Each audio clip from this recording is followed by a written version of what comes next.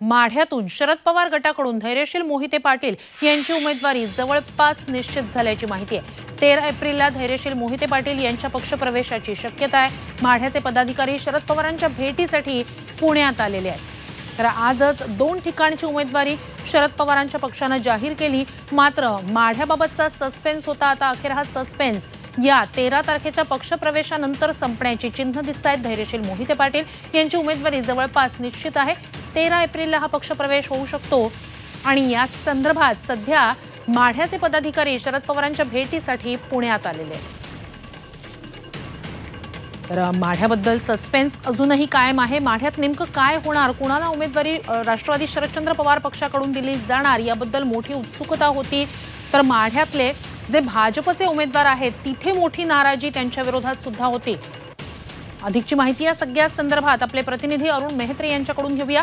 अरुण, गेल्या अमृत नोनी ortho plus ये एक प्रूवन फॉर्मूला है। इसमें मौजूद नोनी फल के गुण और आयुर्वेदिक जड़ी बूटियां शरीर को जरूरी पोषक तत्व देने के साथ साथ हड्डियों और जोड़ों के घिसने, उनमें होने वाले सूजन और दर्द को रोकने में मदद करता है। दर्द मुक्त जीवन के लिए अमृत नोनी आर्थो प्लस। काही काळापासून धैर्यशील मोहिते पाटील यांचं नाव मध्ये चर्चेत यायचं, पुन्हा मागे पडायचं, मात्र आता अखेर माढ्यातून शरद पवारांच्या पक्षाकडून तेच लढणार हे जवळपास निश्चित म्हणायचं का?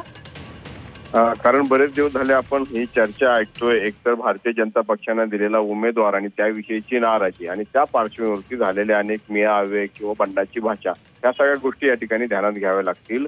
अजूनपर्यंत महाविकास आघाडीकडून त्या ठिकाणी उमेदवार देण्यात आलेला नाहीये आणि कोण उमेदवार असेल, म्हणजे गेल्या आठवड्यात आपण बघितलं की शरद पवार हे अनौपचारिक गप्पांमध्ये किंवा संवादामध्ये असं म्हटले की अकलूज की पलटण या दोघांपैकी कोणी लढायचं हे त्यांनी ठरवायचं, तिथला निर्णय झालेला आहे। आणि त्यातच पुढचं पाऊल म्हणून धैर्यशील मोहिते पाटील यांचं नाव किंवा त्यांच्या नावाची शिक्कामोर्तब झाली असल्याची चर्चा आहे। धैर्यशील मोहिते पाटील हे रितसर राष्ट्रवादी काँग्रेस शरदचंद्र पवार पक्षामध्ये प्रवेश करतील आणि त्यानंतर मग मोहिते पाटील घराणं हे त्यांच्या निवडणुकीत उतरेल अशी अपेक्षा आहे। अर्थात हा पक्षप्रवेशाचा कार्यक्रम अकलूजमध्ये येत्या 13 तारखेला होणार असल्याची चर्चा आहे।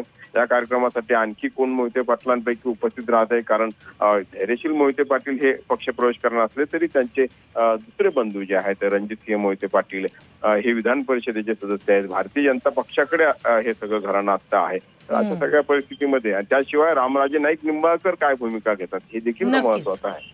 नक्कीच अपडेट्स घेत राहू। सुरतास धन्यवाद तुम्ही दिलेल्या संपूर्ण माहितीसाठी।